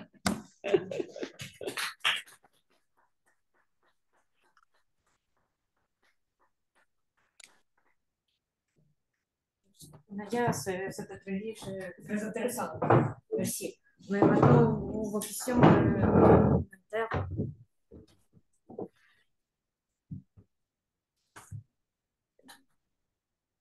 Est-ce qu'il y avait beaucoup de commandes de l'État russe envers les ateliers ou ça se destinait plutôt à des privés? Ça, c'est une question. Moi, je ne peux pas dire que je connais beaucoup. Moi, ce que je connais, par exemple, juste par rapport à Kandinsky, c'est la commande effectivement, des services, de la décoration de services pour le Comintern. Ça, c'est certain. Après, bon, pour la peinture, comme Kandinsky faisait, là, je ne vois pas beaucoup de commandes. Ça ne me semble pas. Euh, Lui, de toute façon, en plus, moi, il a été en Russie pendant la période qui était complètement comme ça. Il fallait survivre. Il y avait la guerre civile, c'était pas tout à fait. Il y avait les commandes, il y avait comment ça s'appelle euh, la propagande monumentale. Là, vraiment, c'était les propagandes. Oui, là, oui, ça, on sait, mais ça, c'était éphémère. Mais oui, bien sûr. Ça, c'était... Après, il y avait des choses pour la décoration des places, pour les fêtes. Ça aussi, d'accord. Mais sinon, bon, Kandinsky n'a pas eu tellement à faire avec ça. Il y a eu une chose intéressante, entre autres. Ça a été par rapport à ce musée de la culture picturale. Il a écrit ça dans son texte sur ce musée. Il a défendu la position du département des arts plastiques pour pour retirer certaines œuvres des collections Shukri Morozov de la peinture française pour les mettre dans le musée, parce que le musée de la culture picturale devait être fait, c'est tout un grand thème, parce que c'est un musée complet qui devait être fait pas selon les règles muséographiques traditionnelles, mais selon d'autres choses, pour montrer la création plastique différemment. Ce sont les artistes eux-mêmes qui devaient le faire. Et alors, Kandinsky était pour ça. Ça veut dire qu'il fallait retirer certaines œuvres des Français, de ces collections à peine nationalisées, pour les mettre ensemble avec les œuvres des artistes russes qui étaient là, non? Russes et les autres, non? Et là, ça, c'était une chose qui a été bloquée par, à un certain moment, la commission où il y avait aussi les muséographes ont dit oui, et après, ils ont bloqué ça. Ils ont bloqué, c'était surtout Tierkovets qui était le directeur Ils, de la... ouais, ils ont invité, là, ils ont des membres d'un groupe d'artistes qui a été obligé de quitter la Russie à l'heure actuelle et qui sont engagés pour le moment Pas moi qui... C'est Kandinsky qui parle. Je ne sais pas. Oui.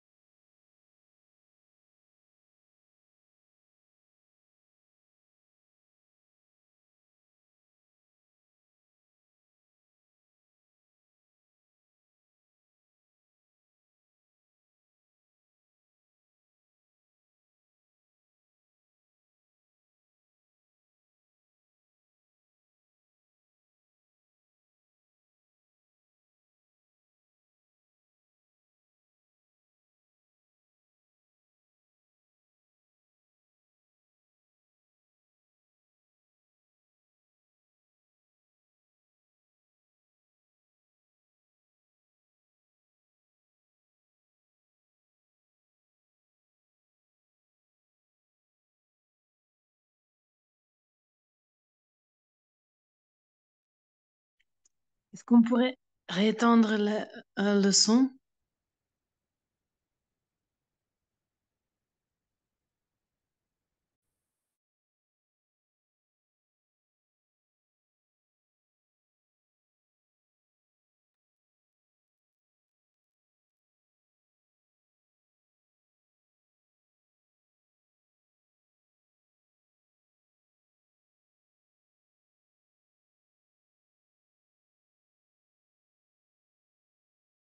Les contacts en Allemagne. Et il s'est occupé de ça, en vérité. Il connaissait les gens-là. J'entends.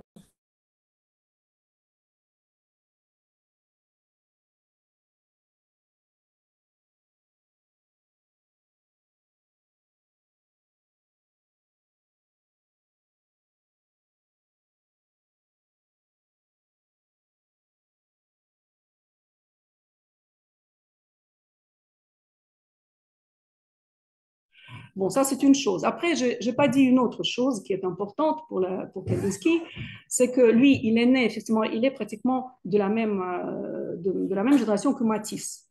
Il est de la même génération que Benoît, justement. Alors, il est beaucoup plus vieux de ces gens qui ont fait après la politique dans ces années-là. Et quand il était encore à Moscou avant d'aller à Munich, il a été à l'université. Il a étudié le droit. Et il a été proche d'une personnalité importante pour la Russie, qui était son directeur de thèse, qui s'appelait Alexandre Chuprov, qui était un économiste et qui s'occupait de la statistique et du droit, des choses de Ziemstvo, je pense. Bon, il était très actif politiquement dans les réseaux libéraux. Et alors, Kandinsky, quand il faisait la thèse, il a commencé même à faire une espèce de thèse sur les salaires, entre autres, justement, dans les années 90. Alors, ces années-là, où à un certain moment, tu allais à t'intéresser au marxisme, où tu ne faisais plus ça. Alors, lui, justement, il a préféré au marxisme de s'occuper de l'art. Il est parti à Munich. Mais il venait dans les réunions chez Chuprov, où il y avait tous ces gens-là. Il y avait Milokov, Gouchkov, il y avait Tanev, qui était le grand théoricien de la musique. Il y avait les gens de cette stature, disons. Et Kandinsky, il était en plus, encore dans ces années-là, encore dans les années 90, Bulgakov, par exemple, Sergei Bulgakov, il était entre autres apparenté à Bulgakov. Vous le connaissez. Et, euh, et il est entré aussi à faire partie de la société juridique. Cette société juridique de Moscou était quand même aussi une structure plutôt libérale. C'était encore les gens qui, à la suite des grandes réformes. Et Kandinsky est là, c'est assez drôle, il est devenu membre de cette société juridique le même jour que Gouchkov. Mais après, il n'était pas très intéressé. Il voulait déjà partir s'occuper de l'art. Mais disons qu'il appartenait un peu à ce monde. Il était, même si lui, il avait plutôt des intérêts, on va dire, anarchistes. Si on regarde sa bibliothèque, on voit aussi, ça c'est certainement, c'était du libéralisme, mais plutôt c'était de l'anarchie, mais ce n'était pas du nihilisme. Voilà, j'aurais dit ça. Disons qu'il n'était pas du tout intéressé après par les choses un peu. Mais là, il y a le grand débat parce qu'on a toujours dit, et Kandinsky lui-même a dit il voulait être loin de la politique. Et si vous, dans le spirituel, dans l'art, quand il décrit le mouvement de la vie spirituelle, de la vie de l'esprit, il parle d'un triangle. Dans ce triangle, il y a l'artiste qui est au-dessus, mais les politiciens, ils sont en dessous. Ça veut dire que, voilà, c'est ça son opinion de politicien. Mais parce que son idée, c'était que ce sont les politiciens qui doivent servir les artistes et pas les artistes qui doivent servir les politiciens. Moi, je dois dire que ce n'est pas si mal comme idée. Alors que la majeure partie ont pris une autre partie. Et le problème, c'est que la politique, entre autres, dans ces années-là, ça, c'est vraiment, c'était au jour le jour, parce que À l'époque, personne ne savait ce qu'il voulait faire dans l'art. Voilà. Et quand Kandinsky était après arrivé au Bauhaus, en plus, il a fait un tabou sur toutes ces années-là pour différentes raisons. D'un côté, c'était une grande tragédie qu'il a vécue aussi avec son fils qui est mort et avec tout ce qui se passait quand même, c'était pas très simple comme expérience. D'autre côté, et ils ont en plus, seulement à la mort de sa femme, on a su qu'il y avait cet enfant mort, parce qu'ils n'ont jamais dit ça. Ça, c'est une chose. Une autre chose, c'est que parler de la Russie en Allemagne d'abord et après en France, on ne sait pas comment on va t'interpréter parce que au Bauhaus, c'était assez compliqué, c'était très politisé à un certain moment. Et effectivement, disons que Kandinsky n'était pas communiste, ça c'est certain, mais il n'était pas non plus de l'autre côté. Je ne sais pas, c'est difficile à comprendre. Quand il était en France, il y avait dans les années 30, on peut aussi imaginer, il préférait dire je suis apolitique. Mais après, on dit voilà, il était conservateur, il n'était pas conservateur, mais il n'était pas certainement communiste. Disons, voilà, il était un peu un personnage un peu, oui, de l'autre génération, on va dire. Et il était aussi, ce qui est aussi on voit, c'est que c'était encore cette génération. C'est pas par hasard que lui, il est allé à Munich à la fin des années 90 du siècle dernier, du siècle avant-dernier, alors que toute la jeunesse artistique, elle regardait plus les autres choses déjà à partir des années 1910. Il voulait aller à Paris, c'était différent. Kandinsky a fait en plus cette histoire de l'Allemagne, l'art, parce que bon, il fallait un peu défendre ses positions. Alors, il fallait défendre un peu l'art moderne allemand, mais là, il n'a effectivement pas trop gagné. Mais bon, voilà, c'est assez compliqué. Bon, Firouzah, votre question? J'ai une question par rapport au dernier propos, que vous avez dit que le fond de l'art russe n'est pas très conservé, si j'ai bien compris, dans ce côté compliqué d'étudier. Narcompros, vous voulez dire les archives du Narcompros? Oui, voilà, vous avez dit que c'est. Et si j'ai une autre question, en fait, par rapport au livre qui était traduit dans l'époque de Renaissance italienne, j'imagine que ces livres-là, ils ont été bien sauvegardés après, dans les années 40, dans les années 50, et ils ont eu l'influence dans les années 60 dans l'intérêt d'artistes russes pour le Renaissance italien, parce que je pense Tarkovsky, par exemple, qui est dans le miroir, c'était majeur, quoi. Et je pense peut-être un petit peu grâce à ça, parce que toute cette chose était traduite dans les années 30. Alors, si j'ai bien compris, il y avait deux choses. Une chose, c'est sur les fonds d'archives, non? C'est ça un peu sur les fonds. C'est compliqué d'étudier. Ah non, c'est compliqué d'étudier de toute façon, parce que là, moi, je pense, bon, moi, il y a quelques années, juste en 2018, je pense, que je me suis intéressée un peu aux archives du Narcompros. Avant, je ne m'intéressais jamais. Et je suis allée là, dans les archives d'État de la Fédération de Russie. Et c'est une espèce c'est l'océan. Il y a énormément de documents qui sont classés de telle manière qu'on n'arrive à rien trouver. Parce que vraiment, il y a... de toute façon, non, plus tu travailles, peut-être tu comprends un peu, il y a quand même disons, les classifications, mais quand même, il y a énormément de documents officiels qui sont souvent sur les microfilms qu'on n'arrive pas à lire. Et après, ce sont les documents bureaucratiques soviétiques. Là, moi, je dois dire qu'après une journée passée sur ça, là, on est un peu... Parce que pour comprendre... Et justement, le problème, c'est qu'il faut... moi, je pense... quand je travaille dans les archives, j'essaie de regarder tout ce qui est autour. Là, on ne peut pas regarder tout, mais de toute façon, au moins un peu pour comprendre. Et là, j'ai trouvé, par exemple, les textes, les sténogrammes des conférences de Kandinsky, qu'avant, je n'ai jamais vu on savait que... voilà. Moi, j'ai trouvé ça, j'ai publié. Maintenant, ça va être peut-être traduit en... Non, c'est traduit en français, ça va peut-être paraître même, on va espérer. Mais disons que le problème, moi, je pense que ce que j'ai compris, c'est que ces archives déjà ont été utilisées, vraiment étudiées par les chercheurs seulement en partie, Et chacun s'intéresse à sa partie. Moi, je pense que c'est ça le problème. Et, et entre ces chercheurs, on, il y avait les problèmes entre les objets de la recherche, entre les sujets plutôt, entre les, non, des objets, entre les acteurs de cette époque.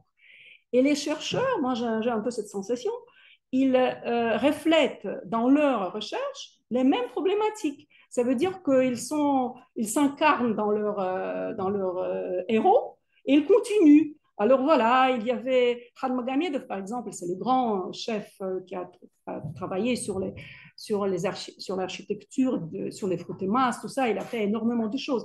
Mais il a commencé à rassembler lui-même les archives, à parler avec les gens, avec les familles. Mais lui, son propos, c'était de montrer le constructivisme.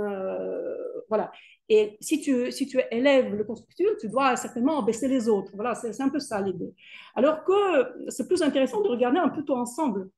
Et d'un côté, d'autre côté, moi, je suis convaincue que ces documents officiels, c'est une partie des choses. Les autres choses sont, par exemple, les journaux, les lettres, les choses personnelles.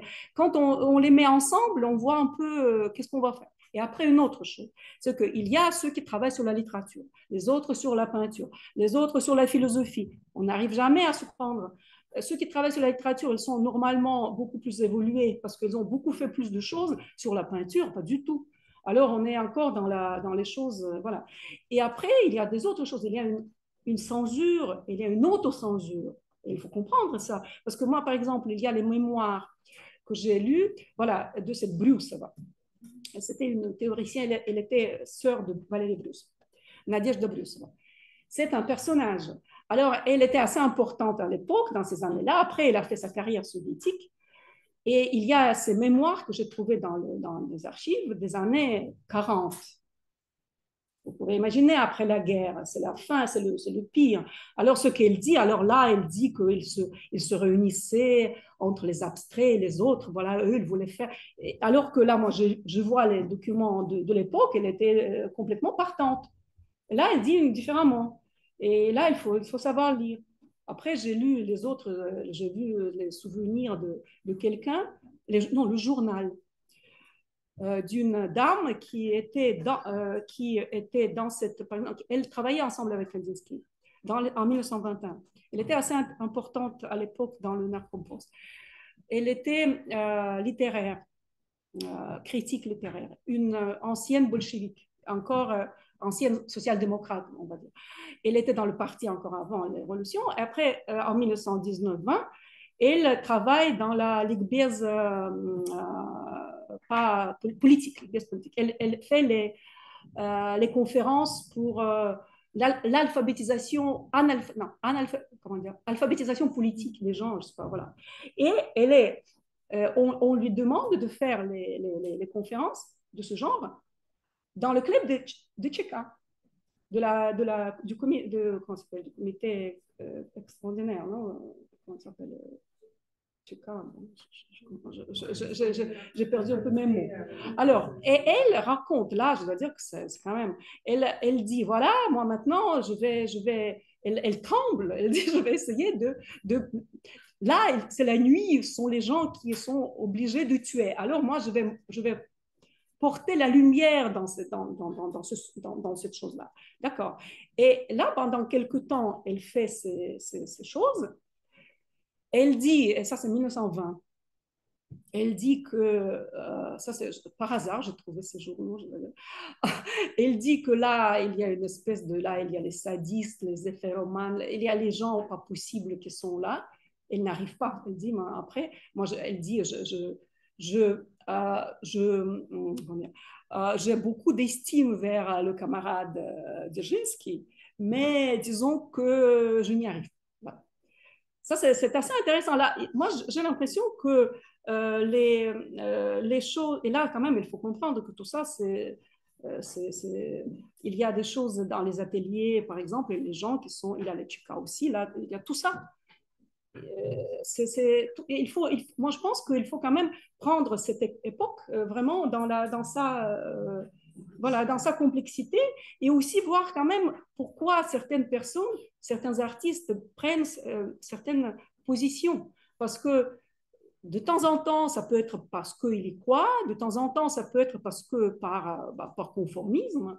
Mais il y a tellement de choses mais moi, je n'ai jamais vu qu'on en parle. Parce que moi, je pense que nous encore, quand on parle de cette époque, les chercheurs font aussi les études très idéologisées, moi, je pense. Parce qu'on est encore, on est encore les enfants de tout ça. C'est tout, voilà. Moi, je le dis comme une espèce d'observatrice de moi. Et Kandinsky est très intéressant, justement. Il est effectivement, c'est la première fois, je ne savais pas qu'il peut être aussi classé comme artiste français, mais il a été classé effectivement comme artiste allemand. Ça, c'est certain. Il a été dans le musée de Beaux-Arts, qui après a eu le nom Pouchkine, maintenant, à partir de 1937. Il a été dans ce truc-là sur les artistes allemands. Et il a mis son intérêt justement parce que lui, il avait quand même une distance un peu aussi. Il était actif et en même temps, il avait une distance. Il avait une expérience, mais cette expérience, personne ne la voulait, des artistes, je veux dire. Après, il y avait des autres qui le respectaient. Disons que c'était assez vivant. C'était assez riche, disons, vivant. Pas toujours vivant. Voilà. Merci beaucoup. C'est peut-être le dernier parce que c'est Victor presque. Oui, une rapide question. Mais dans la photo des élèves que vous avez pu nous montrer, il y avait quand même une certaine mixité. Est-ce qu'il y a eu une augmentation des élèves, une diminution avec ce changement de régime et de personnes impliquées dans les sciences et d'élèves qui souhaitaient apprendre la peinture? Et est-ce que dans le sens qu'il y avait une femme là, par exemple, c'est ça? Dans la photo que vous nous avez montré des élèves, il y avait 4 femmes pour 5 hommes, quelque chose comme ça. Il y avait 4 femmes pour 5 hommes. Ah, oui, d'accord. Mais les autres peut-être étaient à la guerre civile, j'en sais rien. Non, il y avait les femmes, effectivement, oui, je n'ai pas pensé, peut-être chez Kandinsky, elle est plutôt les femmes, j'en sais rien. Non, les sciences, non, mais sur l'enseignement de Kandinsky, on ne connaît pas grand-chose. Il y a eu un élève qui était effectivement son élève, qui était un peu son secrétaire, ouais, ça on le connaît. Mais après, mais il a écrit un texte. Il a écrit un texte sur les principes de l'enseignement. Et ce texte, il l'avait écrit là en 1918, justement au moment des élections. Et après, il y a eu encore un texte. Ça veut dire il est dans les archives des ateliers de Frutemas. C'est un texte assez incroyable parce que il écrit dans ce texte, parce qu'il y a aussi un texte moi j'ai vu le sien et celui de Malevich, je n'ai pas vu d'autres. Celui de Malevich, c'était voilà, le programme, parce qu'il y avait le programme, les autres n'ont pas écrit le programme. Malevich, bon, l'idée de Malevich, c'était de, disons, faire une étude des différents, ce qu'il écrit dans ses autres textes, à travers l'enseignement des différents autres mouvements, arriver au suprématisme, un peu plus ou moins ça l'idée. Kandinsky écrit un texte abstrait, comme il sait faire, sur que voilà, la chose la plus importante, c'est de donner la liberté à l'étudiant. L'étudiant doit penser de lui-même et il ne faut pas le forcer. C'est une chose qui était un peu en 1918-19, voilà, c'est pas tout à fait, mais ça correspond à ce que écrivaient par exemple les Allemands à l'époque. Parce que ce qui est intéressant, entre autres, c'est de faire des comparaisons entre la situation russe et la situation allemande. À cette époque-là, quand il y avait la révolution aussi, et il y avait les gens comme Gropius, qui après vont devenir très proches de Kandinsky, qui ont été partant dans les choses communistes au début, il a écrit bien sur Lénine au début, après les situations allemandes ont été différentes. Voilà, mais Kandinsky est effectivement entre les Allemands, les Russes, c'est assez... Voilà. Et moi, je voulais en vérité la dernière chose, parce que je n'ai pas parlé de ça, mais je voulais vous montrer ce livre, parce que je voulais faire une promotion de ce livre. Sur les souvenirs de Comte Zuboff. Voilà, il y a sa petite fille ici, parce que c'est un vrai témoignage de quelqu'un pour qui l'art est très important, la culture est très importante, et qui fait tout pour sauvegarder son institut à Petrograd, à Pétersbourg. Voilà, ça, je n'ai pas pu La création du premier institut d'histoire de l'art voilà. en 1910-1912. Voilà, c'est ça. Donc, il a été le directeur et l'initiateur jusqu'en 1925.